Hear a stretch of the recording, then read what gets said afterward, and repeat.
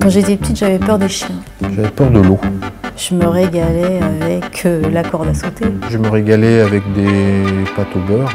Quand j'étais petit, je lisais Okapi. J'adorais les romans policiers. Quand j'étais petite, je voulais être metteur en scène.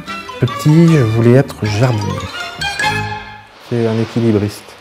C'est-à-dire que le rédacteur en chef, il navigue sur un fil avec d'un côté des tonnes de choses qui vont le faire tomber.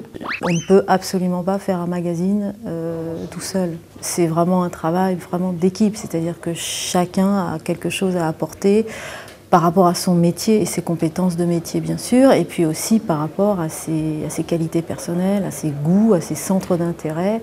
Et le rédacteur en chef, il est là un peu pour dire, voilà, notre ambition de départ, elle est là, on va y aller. Et je vous emmène là, tous ensemble.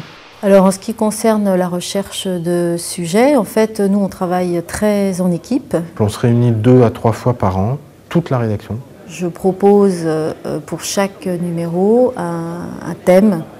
Et chacun amène les sujets dont il a envie de parler dans le journal.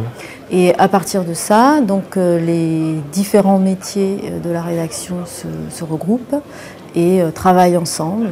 Il y a des débats.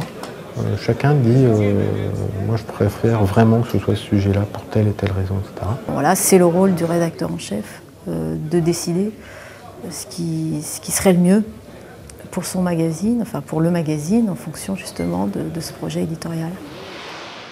Le rôle du rédacteur en chef aussi, c'est ça, c'est d'essayer de deviner, de comprendre la relation avec son lecteur et d'être au plus près de ce qu'il est capable de recevoir et de ce qu'il a envie de recevoir. On a vraiment à cœur de varier les sujets et de montrer, de donner aux enfants une vision du monde la plus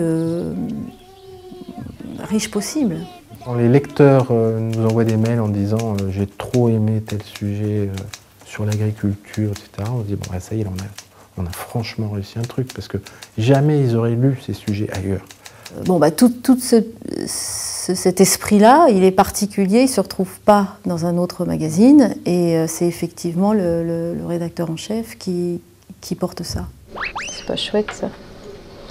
Vive Astrapi. Ça n'a pas l'air, mais ça bosse pas mal.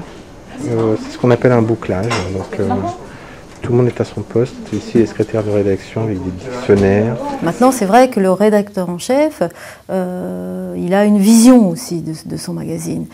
Et puis, il arrive un peu à la fin pour dire « Ok, on en est où?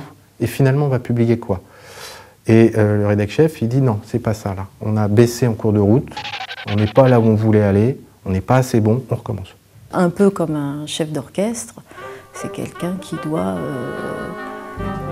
organiser tout ça, animer tout ça et diriger un peu l'ensemble.